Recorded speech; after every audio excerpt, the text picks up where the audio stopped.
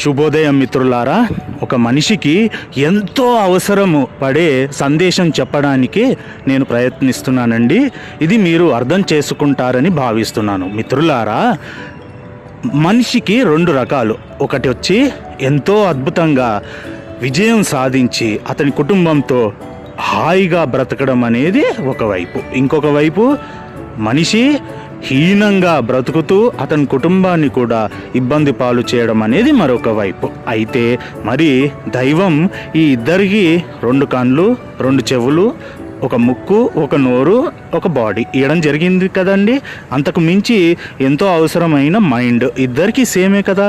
మరి ఎందుకని ఒక మనిషి అఖండ విజయం సాధించి ఆయన కుటుంబాన్ని దర్జాగా ఉంచగలుగుతున్నాడు, ఇంకొక వైపు ఇంకొక మనిషి హీనంగా బ్రతకడం అనేది తరచూ మనం చూస్తూ ఉన్నాం. మరి ఏంటి కారణం? ఏంటంటే ఒక మనిషి ఎవరైతే అఖండ విజయం సాధించాడో అతను ఏం చేస్తున్నాడంటే ఆయన కోరికలని ఇంప్లిమెంటేషన్, అంటే ఆయన పనితీరులో ఆయనకు వస్తున్న డ్రీమ్స్, థాట్స్ని ఉపయోగించడం అనేది జరుగుతుంది. ఇంకొక మనిషి ఏం చేస్తున్నాడు?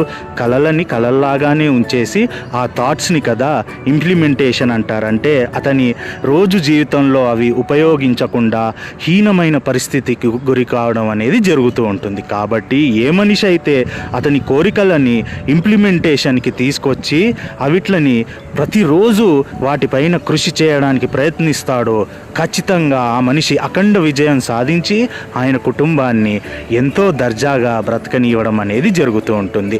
మీ జీవితంలో మీ థాట్స్ని కదా ఇంప్లిమెంటేషన్కి మీరు తీసుకురావడం అనేది జరుగుతుందని భావిస్తూ ఇట్లు మీ శంకర్ నారాయణ ఉంటానండి.